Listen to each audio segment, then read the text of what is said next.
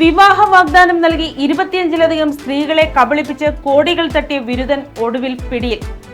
മഹാരാഷ്ട്രയിലെ മീര ഫൈന്ദർ ക്രൈംബ്രാഞ്ചാണ് ഈ വ്യാജവരനെ അറസ്റ്റ് ചെയ്തത്. താൻ അവിവാഹിതനാണെന്ന് തെറ്റിദ്ധരിപ്പിച്ച് മാട്രിമോണിയൽ സൈറ്റുകൾ വഴിയും പത്രപരസ്യങ്ങൾ വഴിയുമാണ് ഇയാൾ ഇരകളെ കണ്ടെത്തിയിരുന്നത്.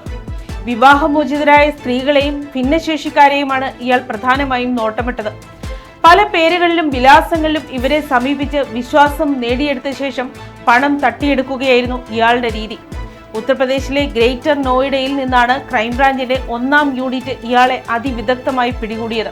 വൈകാരികമായി തളർന്നു നിൽക്കുന്ന സ്ത്രീകളെ സമീപിച്ച് വിവാഹം കഴിക്കാമെന്ന് വിശ്വസിപ്പിച്ച് പടിപടിയായി പണം കൈക്കലാക്കുകയായിരുന്നു എന്ന് അന്വേഷണത്തിൽ വ്യക്തമായിട്ടുണ്ട്. രാജ്യത്തുടനീളമുള്ള 25ലധികം സ്ത്രീകൾ ഇയാളുടെ തട്ടിപ്പിന് ഇരയായിട്ടുണ്ടെന്നാണ് പ്രാഥമിക വിവരം. തട്ടിയെടുത്ത പണം ഉപയോഗിച്ച് ഇയാൾ വാങ്ങിയ BMW X1 കാറും പോലീസ് കസ്റ്റഡിയിലെടുത്തു. ഇയാളുടെ മകനും ഈ കേസിൽ കൂട്ടുപ്രതിയാണ്. മുഖ്യപ്രതി ഇപ്പോൾ ജുഡീഷ്യൽ കസ്റ്റഡിയിലാണ്. News desk Kottarakkara media.